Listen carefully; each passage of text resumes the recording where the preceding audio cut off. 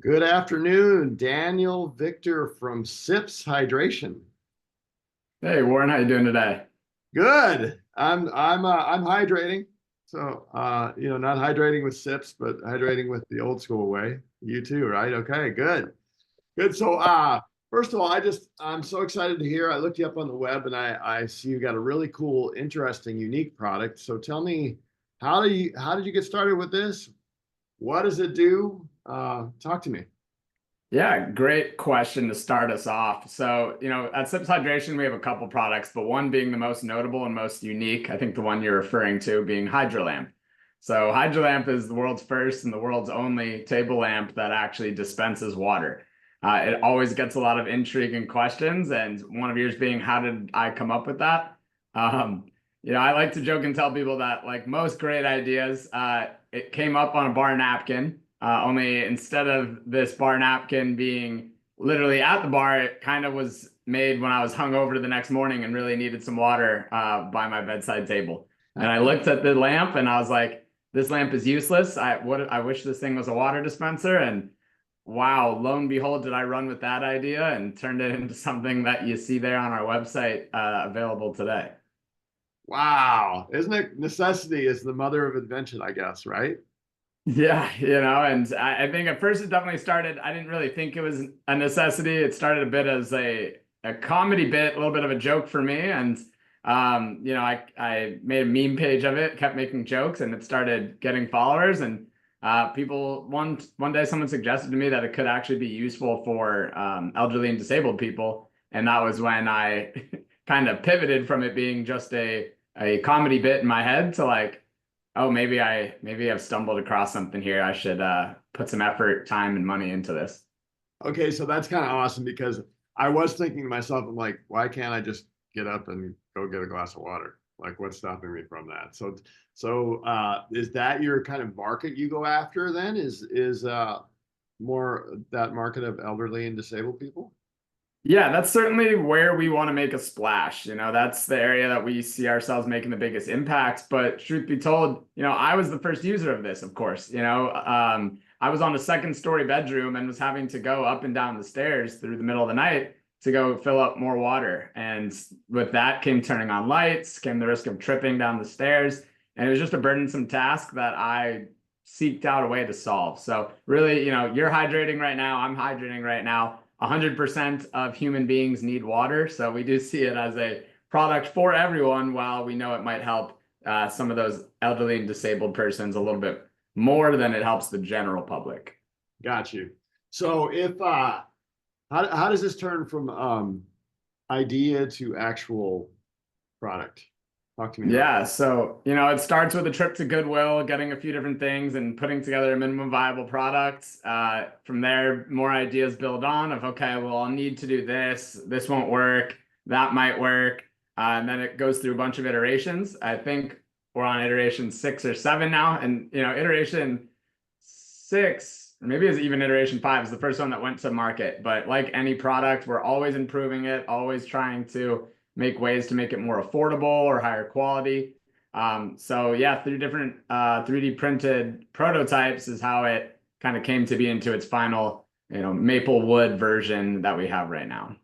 So the 3D printer is a key piece to iterate a product a lot faster than maybe we could do 10 or 20, 15 years ago, right? I didn't A think lot faster and a lot cheaper. Yeah, it's and a lot more experimental. We didn't have to commit like some of the molds out there would cost for us to, really be certain that we had ironed out all the kinks. We were able to kind of test things, play around with things, and visually see what works and what doesn't. so. What's the ultimate dream for this for the SIPS product? Yeah, so we want to be the bedside hydration buddy, but really just that all-in-one smart appliance next to your bed. Something that can, of course, give you water, but also can be a charger for your phone, can monitor your sleep habits and intakes, and can feed that information and take that information in with your wearables, whether it's an Oura Ring or whether it's an Apple Watch. We really want to bring smart technology in the form of, hydration technology to one of the places where people find themselves routinely drinking water, being by the bed or by the desk as well. Cool. Okay, so how do you get you know, you've got this idea, you turn it into a product, then what happens? Yeah, so we quickly get Chinese ripoff, right? I mean, classic story as old as time itself. So, um, and we saw that ripoff was selling pretty well. You know, it doesn't have light, but like we can pretty much tell like, okay, this thing is modeled to not step on our patents. Like it's whoever really designed this did a good job of making the design look like ours and but making it not infringe. So, we've taken some notes of what that product does different versus ours, and that's where we've kind of diversified. So we now have the the hydro lamp, of course, but then we also have the system which just has a spout and is really more functional based and has that look. So we're constantly taking in new data, seeing which is selling better, and we're using that to determine our direction and where we want to go with the product, and of course to validate the market, right? I think a big part of it was for us making like, do people really want a lamp that dispenses water? Like, will people take onto this? And kind of weighing that against our system that isn't a lamp, and that is truly just a water dispenser. Okay, cool. I love the idea of, well, I don't love the idea of the ripoff, to be clear, but I like the idea of actually using some of their experimentation and seeing what resonates with the customers to figure out how you want to iterate your product. That seems super smart. It took me some time. At first I was punching the air. I was mad. I was upset. How could we be ripped off? And I was stubborn. And it took me a few months to really change my perspective and realize that with any negative, you can turn it into a positive. And we found the positive in that. One more positive being that, again, it helps prove the market. So we're using that data to help find potential new investors and such in the company as well. Okay, so tell me, because this is great for entrepreneurs to think about this and people that really want to invent specifically. So how do you go about finding investors? What's your path? Yeah, so there's a lot of different paths. And really, the first thing that we've found that you got to do, at least in our book, when you don't have all the networks, you don't have all the connections in the world, you got to build the book of business. You got to get the sales. You got to make sure that you have something that speaks for itself. There's a phrase in a book out there that I like to reference, which is be so good they can't ignore you. And rather than trying to go and knock down doors of a bunch of different investors, if you focus on making your business so good that the investors can't ignore you, we found that those opportunities are coming to us. So that's the approach we've taken. We've had some of the bigger incubators and startup accelerator programs reach out to us. We actually just announced today that we are going to be on a TV show on Amazon Prime TV in about a month and a half. And we expect that, with that appearance, again, investors will reach out to us. I mean, the producers of that TV show, they reached out to us. So really being so good that you can't be ignored and that people come to you is what we're trying to live by. That's awesome. So how did you get to that? You still have to hit some sort of critical mass where they actually see you. So how did you get to that point? Yeah, for us, I think the key piece of it was Kickstarter. That was how we launched our first production run. And Kickstarter is a very visible platform, right? I think a lot of people scour Kickstarter trying to find what the next big this or that is. And for us, that was directly how those producers of that TV show found us. And likely, I don't think I recall exactly, but likely how some of those incubator programs and accelerator programs found us as well. So we had a successful campaign. We put a lot of effort into that. It's a footprint on the internet that shows, hey, $20,000 worth of sales went to this product. And it kind of is a proof in the pudding type of proposition for anyone who thinks about getting involved with you or your company. That's cool. So you can actually see you have provable revenue and provable demand for the product. How do you scale that up? How do you keep demand and supply in, without sitting on a bunch of product? How do you do that? Yeah, and we've definitely had times where we're sitting on products and we've found what works for us, and then we try and repeat it, of course, right? So we had a successful influencer campaign, just a single video a couple of months back, which generated about 1.5 million views on every platform. And for us, that helped move products really quickly. And where before we were scattering the board of, we'll try and get some influencers, we'll try and get some ambassadors, we'll try and do not really door to door, but we'll try and do cold calls to companies and businesses. We'll see what works. when you find something that works, that's where you think you got to double down your investment of money and time and really focus on that area. And that's how you keep moving inventory and you keep driving that demand. That's amazing. Okay, so then how do you figure out as you're starting to grow your business, how do you know when and how to scale? Yeah, it's a great question. It's something I think we're still learning in, right? Because if you scale too soon, then you're sitting on inventory. And if you wait for it to be clear as day and obvious that it's time for you to scale, you probably should have scaled yesterday. It's probably too late. You're now paying out the wazoo for air shipments from China, or you're trying to find new manufacturers. Like, you have to have everything put in place with the future in mind, so that you're checking and vetting, okay, is our logistics company able to handle growth when we get there? Is our manufacturers able to handle growth when we get there? And do we have the cash reserves in place to really put the pedal down when it's time to, when the market is indicating that it's time for us to do so? And you're the CEO, right? You're the owner. You own the company outright. Do you have other partners? I do have another business partner. So Austin Malm is our CTO, Chief Technology Officer, of course. Him and I have been working on this venture for a little over 2 years. I'm the original founder, and Austin owns 20%. So yeah, him and I have made a great team in this, and yeah, we're continuing to seek out new ways to innovate beyond our current product line, and we're really looking forward to continuing to grow while trying to, of course, maintain as much of the piece of the pie as we can. Yeah. So finding a partner and then making sure you are aligned on what success looks like is a critical part of any business that's growing. How have you done with that thus far?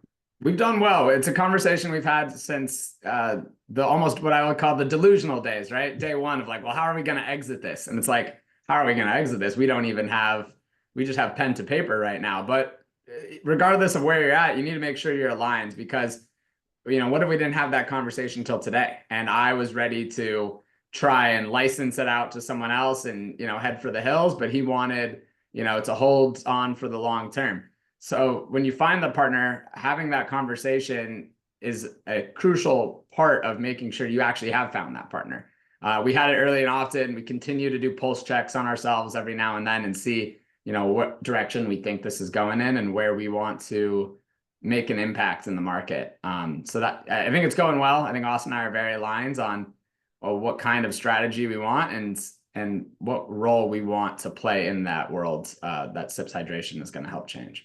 Boy, you really are brilliant on that one. It's a fun thing I ask every business, whether they're just starting or whether they've been doing it for 25 years. It's like, what does it look like when it's finished? And the idea that you started with that, considering we know we are all going to exit our businesses eventually, either vertical or horizontal, right? It's happened 100% of the time thus far. And then being aligned with your partners. In fact, we actually, that's one of the things we do with our clients. The first thing we do is like, if it's your partner or it's your spouse, which is your partner, we got to make sure we agree on what success looks like. And so that pacing that and kind of constantly pulse checking. And I think that's absolutely brilliant. Nice work on that. Yeah. And to add on to it, just one last note is you got to set ambitious goals, right? Like, that ambitious goal is the exit for us. Or if it's a partner, right? Like, you don't start dating a new partner because you don't have an ambitious goal of getting married, whatever that looks like to you, right? You don't start something new because you have a goal that's mediocre, right? You really want to continue to set something worth trying to achieve for. And that's why myself and Austin, day one, we were talking about, well, how are we going to exit this thing when we do become, not if we do become, but when we do become where we want it to be. So it's that ambitious goal that plays into it as well. Yeah. So you don't just start dating somebody thinking, well, they're okay. They'll be for a while, right? Right. Aspirationally, that's going to be the person you want to potentially spend the rest of your life with. So they better be great. Otherwise, what are we doing here? Right. You don't start a business saying, well, I'd like for it to like not go bankrupt. I'd be happy with some happy customers and 5-star reviews. Like, no, you start a company because you truly believe whatever your target audience is, that you're going to go out there and you're going to capture it. Not just woo a couple of them, you're going to capture it. And that's where we were aligned in our business partnership as well. Man, that's so great. But the sad thing is that I've met so many businesses that are like, I'm like, what are your goals? And they say, well, we just want to be on like payroll. I'm thinking, well, if your goal is to just make payroll, then you're just going to make payroll. Right. We got to think bigger and longer term. And what does it look like? What does real success look like? Because a business is just a means to achieve your lifestyle and, help the world. It's not the end all be all. It's not who you are, right? Yep, exactly. And it's easy for an entrepreneur to sometimes let those two blend together and kind of forget that it's not who they are, and your personal life suddenly becomes a bit married to your business, and 40-hour weeks become 60-hour weeks. So it's always a fun game to play of like remembering like that is what you just said, Warren. You outlined it perfectly. It's a means to an end. It's a way to help encourage and influence your day-to-day life, not be it as a whole. Yeah, that's so good. So how do you go from I don't know, what did you do before this to what you're doing now? How do you transition, say, all right, I'm all in on this idea? Yeah, I mean, so I was an engineer by trade, and then a product manager, so it kind of fit pretty hand in hand, career-wise, to lend a hand to what I wanted to do with this startup world. Both Austin and me, and Austin was an engineer as well. Both Austin and I had startups before this, so we had Okay. tested the waters, and we had smaller scale type of endeavors, and we had success in those.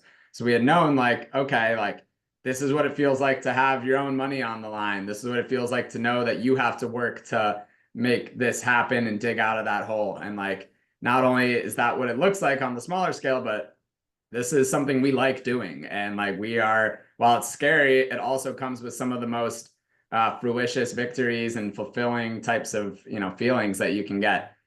So I think it comes with, of course, having that professional training, and then also having that passion of what you want to do with your profession that will allow you to kind of take that leap. Oh, that's beautiful. Okay, so then what has been the biggest challenge that you've had to overcome? Yeah, that is my favorite. I mean, we have a book, Austin and I do. We haven't written the book. We have a list of things that we are going to turn into a book one day, Hmm. as does every entrepreneur, of all the different challenges that we have faced and overcome to get to where we are. I'd say like the one I really it seems small, but it's one that I constantly refer to is right before our Kickstarter campaign um, launched, we had gotten like kind of blocked by Meta, right? So suddenly we can't advertise on, and it was like a misstep by them, and we're having to call their call centers. And suddenly all of our ad campaigns sort of promoting our set in stone launch date are come to a standstill, they come to a halt. And we have no real means of, I mean, that was our most fruitious way of advertising. And suddenly we have to try and pivot, we have to block, we have to try and see what we can do differently. It's things like that. I mean, even just a week ago, I'll tell you, Warren, this was funny. A few pallets got delivered to my residence instead of my warehouse. And suddenly I'm having to rush over there. And not even my residence, but accidentally a street over at my neighbor's. There's Oh, three no. pallets of products sitting in front of their house. And I'm having to shovel it into my truck, apologize, make it move. And if it's not one thing, it's another. And while there thankfully hasn't been any catastrophic single events I can point to, there is a series of unfortunate events that have occurred that make things just laughable now, but certainly a few gray hairs more at the time. How do you keep how do you keep that mindset right? Because that's got to be hard sometimes, doesn't it? I think that's got to be one of the hardest things as a business owner is to keep your head right so that you can overcome these challenges. Yeah, most certainly. I mean, it's not for the faint of heart being a startup owner. The way we do it is by celebrating our wins, making sure we take time to celebrate ourselves. Have a drink of non-water, a little bit of alcohol, something to really take a step back, pause, and make sure that that is a milestone to us, not just okay, that was great. Now we want more, more, more. Because sometimes the wins come frequently, sometimes they're far and in between, and no matter what, if you don't take the second to pause and relish in them, it's going to feel like it was just another day, and then it's going to start to wear on you. So that's the one way I'd say we do. That's one practice that we do to try and make sure that we stay sane amongst some of the pitfalls that occur with any company. So you got what's the next big milestone that you're looking at right now? Yeah, I mean it's definitely the airing of that TV show Hmm. on Amazon Prime TV. So the show's called Buy It Now. We get about 15 minutes of airtime. We compete against other companies for 20 grand. There's some big celebrities on the show. So, Oh, we that show will air a few weeks before Black Friday. So we're really just okay. yeah, those are our two next milestones, of course. We're e-commerce driven right now, while we want to get into the B2B world. E-commerce drives 100% of our sales at the moment. So being on an Amazon Prime TV show will help encourage that. And of course, being any e-commerce business will tell you that, Q4 has a dramatic spike. So we're looking forward to some of the holiday sales events, and we think our product really caters well to perfect gifts for the parents or the family. And I know that you have to now and have already anticipated what that distribution, the product demand, like those. I have a friend that was on Shark Tank, and that was the same thing. You got to plan for when that show airs. There's going to be a certain amount of, hopefully, a certain amount of orders that are going to come out of that. And so, how do you project that? Yeah, so it's trickier with a new show like ours. We're season one, right? Shark Tank at least has case studies. I talked earlier about data and how we're always taking in new data, whether it be from our competitors or whatnot. So we look at the Shark Tank case study for sure. And then we kind of dumb it down a little bit. It's not Shark Tank's well and established, and certainly Yep. while we hope that would be the ceiling, it goes into that whole moving inventory conversation we had earlier. So Mhm. that's a bit how we project it. We make sure we have everything in place to keep getting pre-orders if we are to sell out. Hopefully it's a balance between hopefully we do sell out, hopefully we don't sell out. We're trying to get that perfect, you know what I mean? Trying to get the bullseye of how much inventory to get. But I will say similarly, my strategy is similar to the phrase, if you're on time, if you're not 15 minutes early, you're late. And similar, if you're hosting a dinner party and you have the perfect amount of food, you did not have enough food at the dinner party. So we're trying to be right on with our inventory numbers and then some. Definitely don't want to sell out. So Wow, those are great analogies. I love that. Okay, so if you had to start from square one in your business, what is one thing you would have done differently? yeah, I think it's the way I proved out the market. So, we got the provisional patent, which allowed us to feel comfortable in getting the word out there, getting a few sample videos out there, seeing what the public thought, and then taking that input and applying it to the product. But our product specifically being something so eye-catching and shock value as a water dispensing lamp, some of those little feelers we put out there got a lot more attention than I would have expected. Hmm. And maybe I should have sat on it a little longer and done a little more private case studies versus opening it up to the entire public. And maybe that would have led to us not getting that early Chinese ripoff, and us having a little more of a beat to the market over that company. So that'd be one thing I would have done different. I'm sure there's a long list if I were to go back, and it's a great question, Warren. But that would be one thing I would do different. I'm sure if I were to go back and look at everything, there's probably a second and third thing somewhere in there as well. Yeah, yeah. Well, no, I appreciate your honesty. That's a rough one because there again, it's a matter of time, you know, excitement and time. How many times do you iterate before you get it? Because you're not going to nail it perfectly. You got to get some sort of product feedback from the marketplace too, right? So that's a really tough balance. Yeah, certainly. Do you have some employees, I assume, or you will have? Yeah, so we have contractors right now who help us with some of the fulfillment, some of the packaging, and then we have a small team of myself, Austin, and then another team member, and we've had variations of team members who are committed to the vision and believe in the sweat equity that comes with it, or the commission on sales that'll come with it. So yeah, we are building out our team, and we're always looking for more talented and motivated individuals to help hop on board.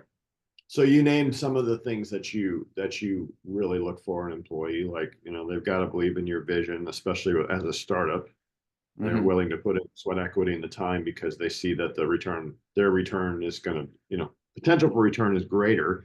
What else do you look for when you're thinking about hiring? Yeah, so we've talked about the stress. I'm trying to think of a different answer that isn't the cliche of wear multiple hats. Yeah, you already knew Yeah. where I was going with it. So, Yeah. we talked about the which obviously is a certain part of it, but I'm sure Yeah. your listeners would they'll puke if they hear that phrase from another entrepreneur again. So I'm gonna pretend I didn't say it. We really look for people to who are stress adverse, right? Being in a startup's a stressful scenario situation. It requires flexibility, and it's inevitable that there's going to be some wins and losses, right? And like with anything in life, you need to take that loss and not get discouraged. Put your head down and keep moving. So I'd say that's a real important attribute that we look for in a teammate is someone who's okay from loss, as long as they learn from it and try and avoid it again. That's that kind of grit is exactly one of our favorite attributes to look for in a potential new teammate. Yeah, I love it. So being okay with change and having a positive attitude are ways to get over that kind of those humps of disappointment and the roller coaster of especially of a new startup business going zigging and zagging and having to be kind of uh, you know what's the word? Flexible, I guess is a good word. Agile, right? Agile, yeah. Yeah, Nimble. negativity is a poison for sure, and you don't want to let it spread within the team. So, yeah. Negativity is like a cancer that is and when you see I always do it, it's like you got the iceberg and on the top of the water, if you're seeing in your team some of this negativity below the water, it's 3 or 4 or 5 times as bad. It's the stuff that you don't see, especially as your teams grow bigger. So how do you decide who you're going to hire first then? Yeah, so I mean, looking for startup experience is a huge part of it, right? People who have weathered the storm and they understand what they're getting into. And of course, you really got to trust your judgment in people. And some people don't like being judgmental of others, but hiring, it's very important. You get a bit of a weird feeling about someone, especially in this virtual world, right? Where you're not going to get to shake everyone's hand in person. Some of the people you're going to work with might be hours away. You really got to make sure you're trying to read in between the lines and judge every part of them and see if you can crystal ball a prediction on if they'll be a good fit or not. So of course that startup experience and then really trying to, we look for character as much as a proving point as, some of the resume bullet points that are on there. I love it. Yeah. You got to use your gut. You got to use your spidey senses and you got to pay attention to the little things. Cause if the little thing is, do you agree that on the interview day, that's the best that they're ever going to be? Sort of like if you're dating a potential spouse, you're not going to make them any better. That's the best they're ever going to be is during the courtship. Yes. Yep. Yep. Well said. I like how we're going back to that analogy. It's so fitting, it's and I hadn't even really put two and two together until you just said it, but the interview is the best that anyone's going to be. They're trying to put on their absolute A game performance. And if you think that's the best and you're not satisfied with that, then, hiring is not a fun process and it's a timely process, but rehiring is an even more timely process. Having to work with someone for a month or two, figuring out, oh, this didn't work out. Now we just wasted a couple months in training them and we got to go back to the drawing board. So yeah, looking at everything with a fine-tooth comb and judging if what their A game looks like in that interview as being their A game and seeing if that's good enough for you. I love it. Okay, 2 more questions and I'll let you get back to your day. Number one, what is one good piece of advice you have for somebody that's considering doing, and you've given a ton of great advice already, but you have one other nugget that you would share if somebody wants to go take your path that would be really useful? Yeah, it's a great question. And I would say the phrase that comes to mind is look before you leap, no brash decisions, evaluate, read, try, retry again, take small steps closer to the edge. Like I was talking about earlier, starting off with a Goodwill MVP and then, doing small types of incremental investments of the 3D printer and getting that rolled out, looking before you leap and taking those small steps before you dive headfirst into anything is an imperative step because once you jump, there's no going back. You're in it now. So I'd say look before you leap is a crucial piece of advice I would give to any aspiring entrepreneur. Oh, that's brilliant. Okay, and then the last one, give me your SIPS product pitch. Why do I need to buy your product? Yeah, that's a great question, Warren. So our current products are the only products on the market that help you store, filter, refrigerate, and dispense water by your bed or by your desk. You don't have to miss a minute of that meeting to go run to the fridge to get any more water. You can actually encourage and influence your hydration schedule by having that water readily available for you. And you never have to settle for stale water again. So no more drinking a little bit of last night's water if you wake up with dry mouth, right? Now you're always going to get a fresh glass of water with every pour, and you only have to fill it up however long it takes you to drink a gallon, which for most people, if it's by your desk, maybe you want to set an aggressive goal every day or two, you have to refill it. But if you're like me and you just need a little bit of water when you wake up with dry mouth in the middle of the night from time to time, well, now you don't have to bring a glass of water with you to bed every night just in case. You can fill it up once a week, once every other week, whatever works for you. So I really think SIPS hydration products are here to help you hydrate better. And yeah, definitely keep an eye on us if you're listening for some of the new and exciting improvements and innovations that we'll have coming down the line in the future. SYPS, SIPS, SIPShydration.com. What is it? SIPS. Tell me again. Yeah, SYPShydration.com. Okay, that's awesome. I'll tell you, I literally 2 nights in a row knocked my glass of water over by my bed. So I apparently am going to have to get one of these things pretty quickly. Yep, I've been there a million times. People, the cat owners of the world have been crying for something to solve that solution because their cats are always knocking over glasses. It solves so many different weird problems that you might not realize you have at first. But once you find out there's a solution out there, all of a sudden it starts to become more and more apparent. Daniel, this was a great story. I love your journey from meme to viable product that people actually need. That's wonderful. I've thoroughly enjoyed your wisdom in our conversation. Thank you so much for the time. Yeah, likewise, Warren. Thanks for having me on to talk a little bit about it today. Awesome.